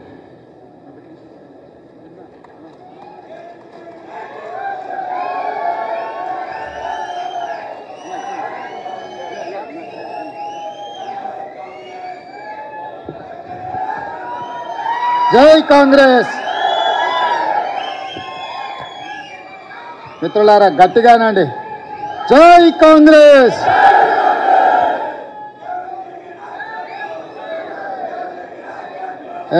రాహుల్ గాంధీ గారే, మనందరం రాహుల్ గాంధీ గారి నాయకత్వంలో పనిచేస్తున్నాం. గుడ్. మిత్రులారా, స్వతంత్రం వచ్చినప్పటి నుంచి ఇప్పటి వరకు ఈ దేశంలో నానుతున్న అత్యంత ప్రధానమైన రెండు సమస్యలకు శ్రీమతి సోనియా గాంధీ గారి నేతృత్వంలో, శ్రీ మల్లికార్జున్ ఖర్గే గారి నాయకత్వంలో, శ్రీ రాహుల్ గాంధీ గారి స్ఫూర్తితో తెలంగాణ రాష్ట్ర ప్రభుత్వం సాహసోపేతమైన నిర్ణయాలు తీసుకొని ప్రజల మన్ననలు పొందుతున్న సందర్భంగా ప్రత్యర్థి రాజకీయ పక్షాలు, వాటి నాయకులు ఏదో ఒక రకంగా ఈ ప్రభుత్వం మీద ఆరోపణలు చేయాలి, ఈ ప్రభుత్వం చేపట్టిన ప్రక్రియలో లేని అపోహలు సృష్టించి తప్పుల తడక అనే ఒక అభిప్రాయాన్ని కలిగించడానికి శతవిధాల ప్రయత్నం చేస్తున్నారు. కానీ నిజం నిప్పు లాంటిది. ఆ నిజాన్ని వాళ్ళు ఒళ్ళో పెట్టుకున్నా, వాళ్ళు జేబులో పెట్టుకున్నా వాళ్ళకే కాలుతుంది తప్ప అది ప్రజలకు నష్టం చేకూర్చదు. అందుకే ఈరోజు భారత్ జోడో యాత్ర సందర్భంగా మన నాయకుడు కన్యాకుమారి నుంచి కశ్మీర్ వరకు మండు టెండల్లో, మంచు కొండల్లో 150 రోజులు 4000 కిలోమీటర్లు పాదయాత్ర చేస్తూ కర్ణాటక రాష్ట్రం నుంచి తెలంగాణకు తెలతెలవారుతుండగా కృష్ణానది మీద నుంచి రాహుల్ గాంధీ గారు తెలంగాణకు మహబూబ్ నగర్ జిల్లాలో మొదటి అడుగు పెట్టింది. ఆ రోజు వారు స్పష్టంగా ఈ జాతులకు, ఈ సమాజానికి ఒక స్పష్టమైన మాట ఇచ్చిండు. మీరు కాంగ్రెస్ పార్టీకి అండగా నిలబడి కాంగ్రెస్ ప్రభుత్వాన్ని ఏర్పాటు చేయండి. తప్పకుండా 1931 తెల్లదొరలు పాలించినప్పుడు చేసిన కులగణన 75 సంవత్సరాల స్వతంత్రాన్ని పూర్తి చేసుకున్నా కూడా కులగణన జరగలేదు. తప్పకుండా కాంగ్రెస్ పార్టీ ఆ కులగణన చేస్తుంది. తెలంగాణ రాష్ట్రంలో మీరు అధికారాన్ని ఇవ్వండి అని చెప్పి రాహుల్ గాంధీ గారు ఈ జాతులకు విజ్ఞప్తి చేసింది. రాహుల్ గాంధీ కుటుంబం మీద ఉన్న నమ్మకం, విశ్వాసం, గాంధీ కుటుంబాల యొక్క త్యాగ చరిత్ర ఈనాటి కాదు. స్వతంత్రం రాకంటే ముందు ప్రజలు స్వతంత్రం కోరుకుంటే ఆనాడు మహాత్మా గాంధీ గారి నేతృత్వంలో శాంతియుతంగా రవి అస్తమించని తెల్ల దొరలని తరిమి ఈ దేశానికి స్వతంత్రం ఇప్పించి ప్రజలకు అండగా నిలబడ్డది ఆనాడు మహాత్మా గాంధీ గారు, గాంధీ కుటుంబం. దేశం కోసం ప్రాణాలు ఇచ్చి దేశ సమైక్యతను కాపాడిన మహాత్మా గాంధీ గారి యొక్క వారసత్వాన్ని ఈరోజు రాహుల్ గాంధీ గారు తీసుకోవడమే కాదు, శ్రీమతి సోనియా గాంధీ గారు 2004 సంవత్సరంలో ఆనాడు ఎన్నికల సందర్భంగా కరీంనగర్ గడ్డ మీద కాలు మోపినప్పుడు 4 కోట్ల తెలంగాణ ప్రజల ఆకాంక్ష, 60 సంవత్సరాల నుంచి మీరు చేస్తున్న పోరాటం నా దృష్టిలో ఉన్నది, తప్పకుండా మీ కళ నెరవేరుతుంది, మీ ఆకాంక్షలు నెరవేర్చే బాధ్యత నేను తీసుకుంటాను శ్రీమతి సోనియా గాంధీ గారు చెప్పింది. ఆ మాటలో భాగంగానే పక్క రాష్ట్రంలో పార్టీ చచ్చిపోయినా, కేంద్రంలో అధికారం కోల్పోయినా, తెలంగాణలో పార్టీ ఒడిదుడుకులను ఎదుర్కొన్న ఇచ్చిన మాట ప్రకారం 2014లో తెలంగాణ రాష్ట్రాన్ని ఇచ్చి శ్రీమతి సోనియా గాంధీ గారి మాట శిలాశాసనం, శిలా పలక మీద సువర్ణ అక్షరాలతో లిఖించదగిన మాట అని చెప్పి సోనియా గాంధీ గారు 2014లో నిరూపించారు. మరి ఆనాడు దేశం కోసం త్యాగం చేసి దేశానికి స్వతంత్రం తెచ్చిన మహాత్మా గాంధీ గారి స్ఫూర్తితో ఈనాడు రాజకీయ ప్రయోజనాలకు అతీతంగా 4 కోట్ల ప్రజల యొక్క ఆకాంక్షల్ని నెరవేర్చాలని తెలంగాణ రాష్ట్రం ఇచ్చిన శ్రీమతి సోనియా గాంధీ గారి స్ఫూర్తితో రాహుల్ గాంధీ గారు ఒక మాట ఇచ్చిండ్రు ఈ దేశానికి. ఎక్కడెక్కడైతే కాంగ్రెస్ పార్టీ రాష్ట్రాలలో అధికారంలోకి వస్తుందో ఆయా రాష్ట్రాలలో కులగణన చేసి ముఖ్యంగా బలహీన వర్గాల లెక్క తేల్చి వాళ్లకు ఇవ్వాల్సిన వాటా కోటా ఇచ్చే బాధ్యత కాంగ్రెస్ పార్టీ తీసుకుంటుంది. కేంద్రంలో ప్రభుత్వం ఏర్పాటు చేసి రాజ్యాంగాన్ని సవరించి 50% రిజర్వేషన్ల నిబంధనను తొలగించి బలహీన వర్గాలకు రిజర్వేషన్లు పెంచడమే కాదు, వాళ్ళ జనాభాను లెక్కగట్టి దామాష ప్రకారం నిధులను కేటాయిస్తామని రాహుల్ గాంధీ గారు మాట ఇచ్చింది. మరి అంత త్యాగాల వారసత్వాన్ని తీసుకున్న రాహుల్ గాంధీ గారు మాట ఇస్తే ఆ మాటను నిలబెట్టాల్సిన బాధ్యత ఆనాటి పిసిసి అధ్యక్షుడిగా నా మీద, ఆనాటి సిఎల్పి నాయకుడిగా బట్టి విక్రమార్క గారి మీద ఉన్నది. అందుకే మేమిద్దరం ప్రభుత్వం ఏర్పడ్డ తర్వాత చాలా సందర్భాలలో చర్చించి దీన్ని పారదర్శకంగా ప్రజలకు అందుబాటులోకి తీసుకురావాలని ఆలోచన చేసినాం. శాసనసభలో పెట్టినాం, చర్చలు చేసినాం, మంత్రివర్గ ఆమోదం తీసుకున్నాం, మంత్రివర్గ ఉపసంఘాన్ని వేసినాం.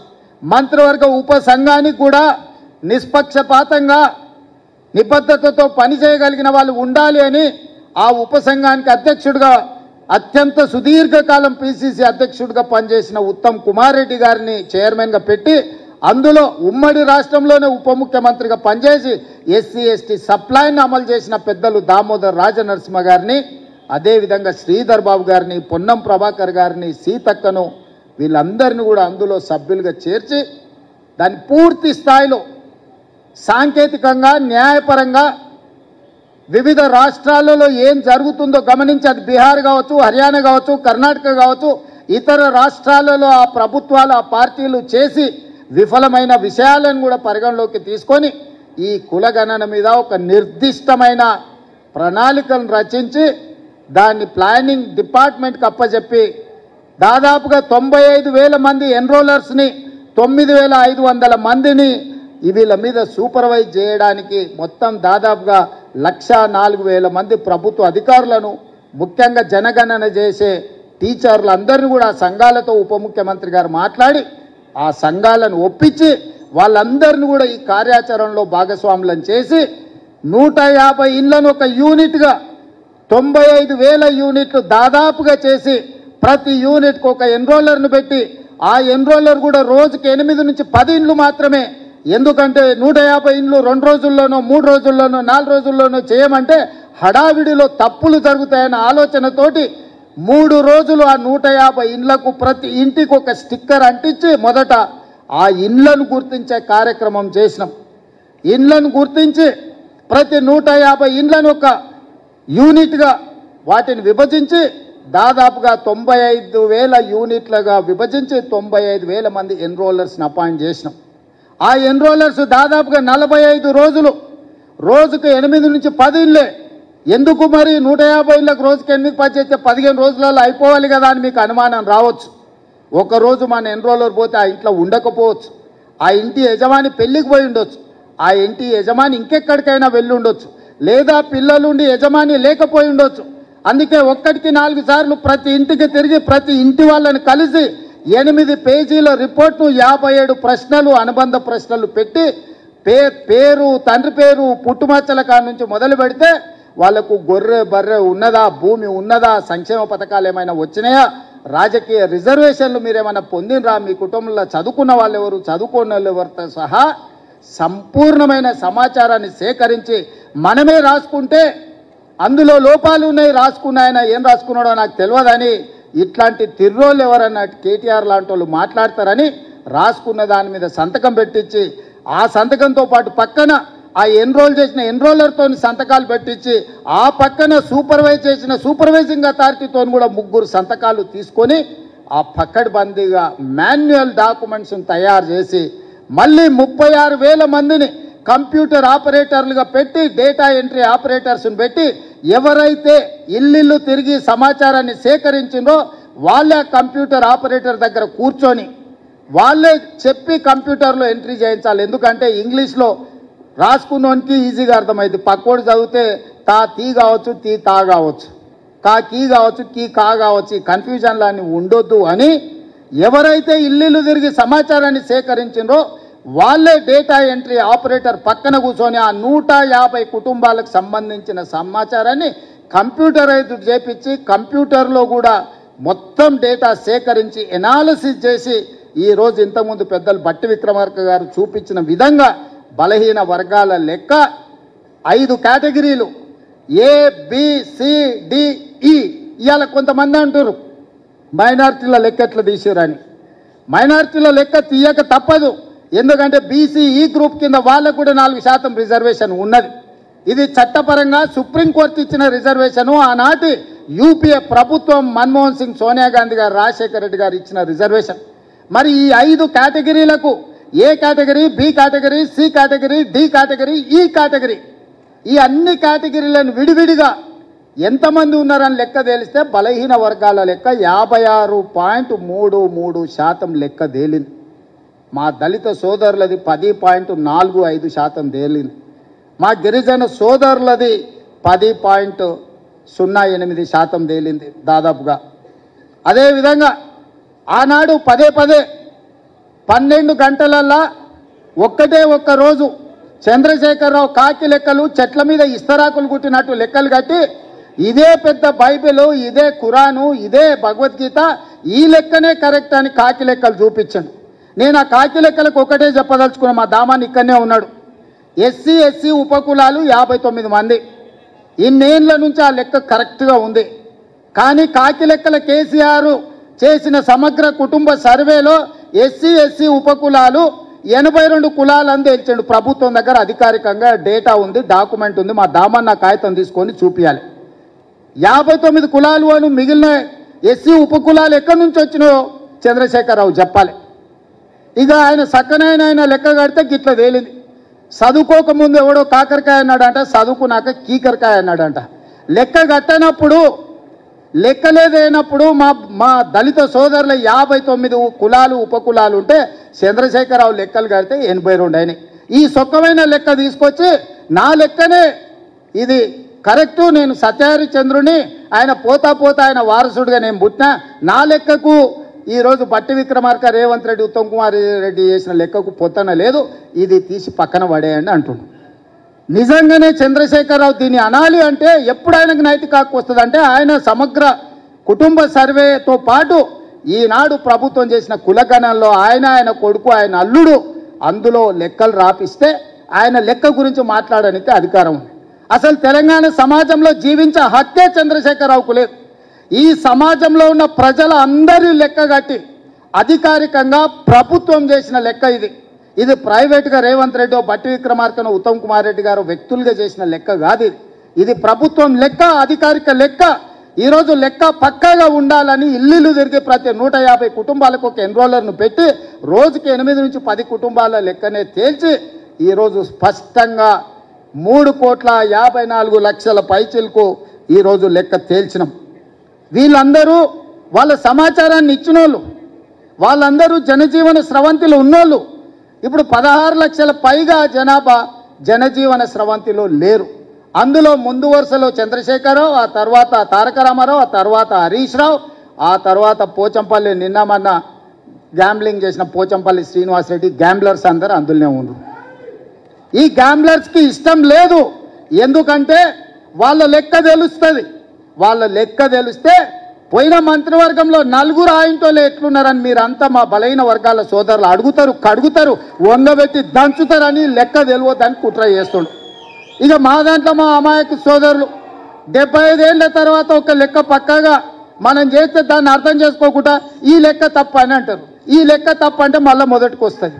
అంటే ఇక మీ జీవితంలో ఈ లెక్క రావద్దని చంద్రశేఖరరావు ఏదైతే కుట్ర చేస్తుండో మీరు కూడా తెలియకుండానే ఆ కుట్రకు సహకరిస్తారు. నేను ఇవాళ వేదిక మీద నుంచి ఛాలెంజ్ చేస్తున్నా, ఎవరైతే 8 పేజీల లెక్కలో వివరాలు ఇచ్చి సంతకాలు పెట్టారో ఏ దాంట్లో కూడా ఒక్క తప్పు లేదు. ప్రతి కాలం వాళ్ళు రాసిచ్చిందే మా వాళ్ళు రాసుకున్నారు, వాళ్ళు సంతకం పెట్టింది ప్రభుత్వం దగ్గర ఉంది. మేము రాసుకోలే ఈ లెక్కలు, వాళ్ళు రాసి సంతకం పెట్టిన లెక్కనే మేము సేకరించినాం. 3,54,00,000 పైచిలకు ఏదైతే లెక్క ఉందో వాళ్ళు ఇచ్చిన సమాచారం 96.9% లెక్కలు ఇచ్చారు. 3.1% లెక్కలు ఇవ్వలేదు. లెక్కలు ఇవ్వలను కొంతమంది విధిలేకి ఇవ్వకపోవచ్చు, కొంతమంది ఆ సమయానికి లేకి ఇవ్వకపోవచ్చు. కానీ చంద్రశేఖరరావు లాంటి వాళ్ళు తెలిసి బలిసి కావాలని ఈ లెక్కలకు రాలేదు. వస్తే సంచి బియ్యం వండితే వాళ్ళు తినంగా మిగులుతుంది, మొత్తం వాళ్ళ జాతి తిన్నా కూడా మిగతాళ్ళకి మిగులుతుంది, లెక్క తెలుస్తుంది.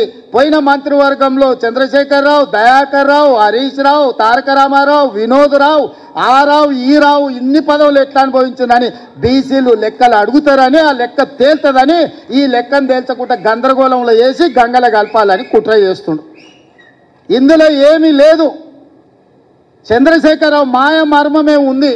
లెక్క తేలితే వాళ్ళెంతో వాళ్ళకంత అంటే వాళ్ళకి వార్డు మెంబర్ కంటే పైన ఏ పదవి రాదు. ఆ కుటుంబానికి ఏమి ఇయ్యనికనే ఉండదు. ఇవాళ రేవంత్ రెడ్డి నువ్వు కూడా రెడ్డి ఉండొచ్చు. అప్పుడప్పుడు ఒక ఆయన అంటుంటాడు ఈయననే ఆఖరి, ఈయననే చివరి, ఈయననే మొదటని. నాకేం పర్వాలేదు, ఆఖరి అయినా పర్వాలేదు. నా నాయకుడు ఇచ్చిన మాటను నిలబెట్టాలని క్రమశిక్షణ కలిగిన కార్యకర్తగా నేను బాధ్యత తీసుకున్నా. ఇది నా నిబద్ధత. నేను ఈ లెక్క నా కోసం చేయలే, నా పదవి కోసం చేయలే. నా నాయకుడు ఇచ్చిన మాట నిలబెడితేనే నేను క్రమశిక్షణ కలిగిన కాంగ్రెస్ కార్యకర్తను అవుతా. నేను క్రమశిక్షణ కలిగిన ముఖ్యమంత్రిగా ఈరోజు బాధ్యత తీసుకున్నా. ముఖ్యమంత్రిగా ఈరోజు కులగణన చేసిన అంటే ఏ త్యాగానికైనా సిద్ధమయ్యే ఈరోజు ఈ లెక్కలు పక్కాగా తేల్చిన ఈ లెక్కలలో తప్పు తేల్చాలంటే 5% లోపల మా వాళ్ళని ఎందుకు చూపిస్తా, 50% పైగా బీసీలను ఎందుకు చూపిస్తానా, మమ్మల్ని కూడా 15-20% లెక్కలు చూపిస్తుంటే దొంగ లెక్కలే రాయ మొదలు పెడితే ఇట్లెందుకు రాస్తాము? ప్రతి మనిషికి పక్కా సమాచారాన్ని సేకరించినము. నాయకుడు ఇచ్చిన మాటని నిలబెట్టడమే మా ధర్మం అనుకున్నాము. అందుకే పార్టీ విధానాలను, సిద్ధాంతాలను, నాయకుడి ఆదేశాలను పాటించిన కాబట్టే ఈరోజు ఇక్కడికి రాగలిగిన. ఇక్కడున్న మిత్రులకు నేను ఒకటే మాట చెప్తున్నా. మంత్రివర్గ ఉపసంఘానికి అధ్యక్షుడిగా ఉన్నది ఉత్తమ్ కుమార్ రెడ్డి గారు. వాళ్ళు దేశ్ముఖ్ల కుటుంబం, 1000 ఎకరాల భూములు ఉన్నోళ్ళు. ఈరోజు ఇందులో ఉన్న దామన్న 2వ తరం నాయకుడు. మేమందరం కూడా నాయకుడిచ్చిన మాటకు కట్టుబడి మొదటి సంవత్సరంలోనే ఇది చేసినాం. ఏ రాష్ట్రంలో అయినా ఎవరైనా చేసిందా మీరు ఆలోచన చేయండి సోదరులారా. ఇవాళ మా చిత్తశుద్ధిని కాంగ్రెస్ పార్టీ నిర్ణయాన్ని తప్పుదోవ పట్టించి బలహీన వర్గాలకు శాశ్వతంగా అన్యాయం చేయాలని ఆలోచన చేస్తారు. కొన్ని సంఘాలు వచ్చినాయి, కొంతమంది విజ్ఞప్తి చేసిండ్రు, అన్న దీంట్లో ఇంకా కొంచెం సరిదిద్దండి, దీంట్లో కొంత సమాచారాన్ని మనం నిజంగా చేయాలనుకున్నాం. కాబట్టి 2వ విడత కూడా జనజీవన స్రవంతిలో కలవని వాళ్ళకు కూడా జనజీవన స్రవంతిలో కలవడానికి 2వ విడత కూడా మళ్ళీ అవకాశం ఇచ్చినాము. ఇది మా ప్రభుత్వం యొక్క చిత్తశుద్ధి. మీడియా మిత్రులు, బలైన వర్గాల సంఘాలు, మా సోదరులు అర్థం చేసుకోవాలి. ఈరోజు దీన్ని తప్పుపడితే శాశ్వతంగా మీరు నష్టపోతారు, మిమ్మల్ని నష్టపరచాలి అని ఒక పక్కన మోడీ ఇంకొక పక్కన కేడీ ఇద్దరు ప్రయత్నం చేస్తున్నారు.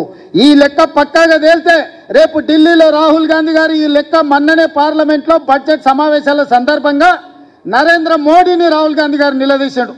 మా ప్రభుత్వం తెలంగాణ రాష్ట్రంలో బీసీ కులగణన చేసింది, దేశ జనాభా మొత్తాన్ని అన్ని జాతుల లెక్క తేల్చింది మోడీ, దేశం మొత్తం నువ్వెందుకు చేయవని మోడీని నిలదీసిండు. కాబట్టి బీజేపీలు భయపడి ఈరోజు కుట్ర చేసి మోడీ మెడలు వంచుతాడు రాహుల్ గాంధీ అనే భయానికి ఈ లెక్కను తప్పుల తడకగా చూపించి కోల్డ్ స్టోరేజ్లో పెట్టాలని వాళ్ళు ప్రయత్నం చేస్తారు.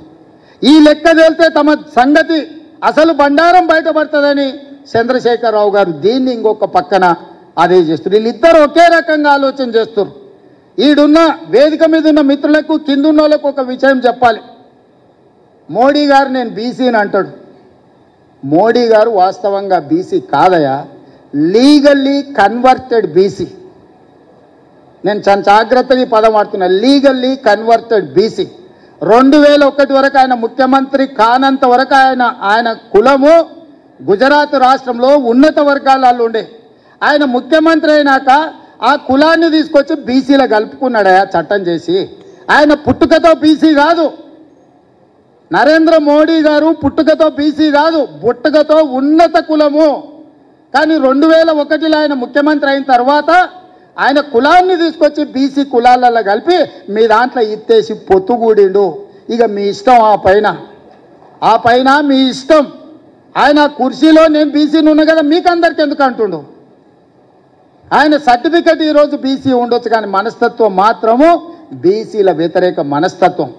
బీసీ ప్రధానమంత్రి అయితే 2021లో జనాభా లెక్కలు ఎందుకు చేయలేదు, జనాభా లెక్కలలో బీసీ కులాల లెక్కెందుకు తేల్చలేదు. ఇవాళ 2025లో బీసీ లెక్కలు మొత్తం జనాభా లెక్కలు కడతాం అంటుండు. నేను ఈ వేదిక మీద నుంచి డిమాండ్ చేస్తున్నా నరేంద్ర మోడీ గారిని, రేపు చేయబోయే జనాభా లెక్కలలో బీసీ కులాల జనాభాను కూడా జనాభా లెక్కలలోనే చేర్చి నీకు చిత్తశుద్ధి ఉంటే లెక్క కట్టు, లెక్క తేల్చు. ఇవాళ మేము చేసింది తప్పు అంటున్నారు కదా. తెలంగాణ రాష్ట్రంలో కూడా కేంద్ర ప్రభుత్వం కులగణన చేసేటప్పుడు, మొత్తం జనగణన చేసేటప్పుడు జనగణనలో కులగణన చెయ్యి, ఇల్లు తిరుగు లెక్కలు రాయి, ఆ లెక్క తీసుకొచ్చి ముందల పెట్టి కాంగ్రెస్ పార్టీ రాహుల్ గాంధీ గారు చేసిన లెక్క ఇది, నరేంద్ర మోడీ చేసిన లెక్క ఇది అని రెండింటిని పక్కన పెట్టి చూపించు. బలహీన వర్గాలది ఇప్పటి వరకు లెక్కనే చేయలేదు మిత్రమా. లెక్కలు ఎవరు కూడలేదు, లెక్క ఎవరు కట్టలేదు.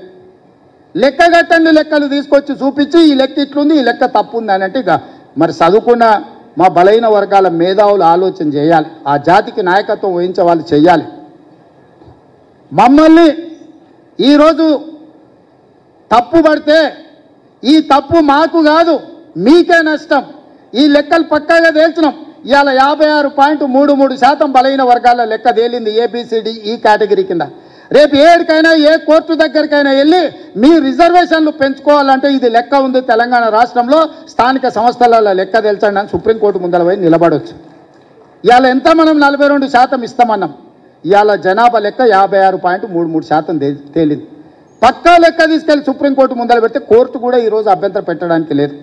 ఇవాళ చట్టాన్ని సవరించాల్సిన ఒత్తిడి కేంద్ర ప్రభుత్వం మీద ఉంటుంది. అదేవిధంగా వర్గీకరణ గురించి మా పెద్దలు దామానే చెప్తాడు. చాలా ఏళ్ళ నుంచి పిల్లలు ప్రాణాలు పోయినాయి, చాలా ఏళ్ళ నుంచి వాళ్ళు జీవితంలో ఇది తప్ప ఇంకో ఆశయం లేకుండా వేలాది లక్షలాది మంది పిల్లలు కొట్లాడి దానికి శాశ్వత పరిష్కారం చూపించాలని దానికి కూడా ఉత్తమ్ కుమార్ రెడ్డి గారి నేతృత్వంలోనే మాదిగ ఉపకులాల ఎస్సీ కేటగరైజేషన్ విషయంలో కూడా నిర్ణయం తీసుకోవాలనుకున్నాడు. పెద్దలు మోత్పల్లి నరసింహులు గారు ఉన్నారు. నాకు తెలిసి పెళ్లిగాక ముందే ఆయన యూనివర్సిటీ నుంచి ఎమ్మెల్యే అయ్యాడు. నాకు తెలిసి ఆ రోజు నుంచి ఈ రోజు వరకు ఈ సమస్యను ఏదో పరిష్కారం చూపించాలని చాలా ఏళ్ళ నుంచి చేస్తుంది. ఇవాళ శాశ్వతంగా పరిష్కారం చూపించినాం. మొత్తం 15% ఎస్సీ రిజర్వేషన్లో 9.75% మాదిగ ఉపకులాలకు వస్తే 5.25% మాల ఉపకులాలకు వచ్చింది. ఇక దీన్ని కూడా ఎవరో ఒకరు తప్పు పట్టాలి, దీన్ని ఏదో రకంగా తప్పుదో పట్టించాలని కొంతమంది మిత్రులు చేస్తారు. ఇట్లాంటి దీంట్లల్లా పడకండి.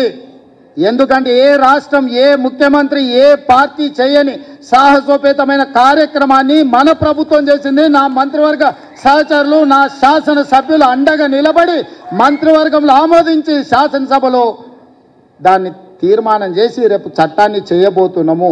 ఇంత గొప్ప లక్ష్యం ముందు చిన్న చిన్న ఆరోపణలు చేస్తే వాటి వైపు చూడకండి. ఇంత గొప్ప నిర్ణయం ఈ దేశంలోనే జరగలేదు. తెలంగాణకు తెలంగాణ రాష్ట్రం ఎంత ముఖ్యమో ఇవాళ ఈ దేశంలో ఈ రెండు సమస్యల పరిష్కారం కూడా అంతే ముఖ్యం. అంత శాశ్వతమైన సమస్యను శాశ్వతమైన పరిష్కారాన్ని ఈరోజు మనం చూసుకున్నాం. అందుకే మిత్రులారా, ఎవరు మాట్లాడినా ఛాలెంజ్ చేయండి. ఏ లెక్క తప్పుందో, ఏ వాటిలో తప్పుందో, ఏ ఇంట్లో తప్పుందో లెక్క చెప్పమని చెప్పుంది. ఇవాళ రానోళ్ళు బయట ఉన్నారు. వాళ్ళు ఇందులోకి వస్తే వాళ్ళు బీసీలు కావచ్చు, వాళ్ళు ఎస్సీలు కావచ్చు, మైనారిటీలు కావచ్చు, ఎవరైనా లెక్క ఆటోమేటిక్గా పెరుగుతుంది. లెక్క కట్టినోళ్ళు 3.1% బయట ఉన్నారు. లెక్క కట్టినోళ్ళు 96.9% లెక్కలలో ఉన్నారు. లెక్కలకు వచ్చిన వాళ్ళు దాంట్లోనే శాతం ఇచ్చినాం. లెక్కకు రానోళ్ళు ఇందులోకి వస్తే ఆటోమేటిక్గా బీసీలు పెరగడానికి అవకాశం ఉంటుంది, ఎస్సీలు పెరగడానికి అవకాశం ఉంటుంది, మైనారిటీలు పెరగడానికి అవకాశం ఉంటుంది. దీన్ని మళ్ళా రెండో విడత ఏదైతే అవకాశం ఇచ్చినామో ఈ అవకాశాన్ని సద్వినియోగం చేసుకోండి. జనజీవన స్రవంతిలో కలవండి అని చెప్పండి. మా బలహీన వర్గాల సోదరులకు సంఘాలకు నేను విజ్ఞప్తి చేస్తున్నా. చంద్రశేఖరరావు ఇంటి ముందల, హరీష్ రావు ఇంటి ముందల, తారక రామారావు ఇంటి ముందల మేలుకొలుపు డప్పు కొట్టండి. మేలుకొలుపు డప్పు కొట్టండి. వాళ్ళు లెక్కలకు రాకుంటున్నంత కాలం ఈ లెక్క తప్పని చెప్తారు. వాళ్ళని లైన్లో నించోబెట్టి లెక్కలకు తీసుకురండి, లెక్క కట్టండి. అప్పుడు లెక్క పూర్తిగా తేలుతుంది. లేకపోతే సామాజిక బహిష్కరణ అనే శిక్ష విధించండి వాళ్ళకు. ఇవాళ ఈ బలహీన వర్గాల ఈ జనాభా లెక్కలల్లో కేసీఆర్ కుటుంబంగా నమోదు చేయించుకోకపోతే సామాజిక బహిష్కరణ అనే వాళ్ళకు శిక్ష. ఆ సామాజిక బహిష్కరణ చేయడానికి మీరు అందరు సిద్ధమా? అన్న వాళ్ళు గట్టిగా చెప్పండి, సప్పట్లు కొట్టి చెప్పండి. ఈ కులగణన సర్వేలో పాల్గొనకపోతే, వివరాలు అందించకపోతే తెలంగాణ సమాజం నుంచి చంద్రశేఖరరావును, తారక రామారావును, హరీష్ రావును సామాజిక బహిష్కరణ చెయ్యాలని ఈ సమావేశంలో నేను తీర్మానం ప్రవేశపెడుతున్నా. మీరు పెద్ద ఎత్తున సప్పట్లు కొట్టి ఆమోదించండి.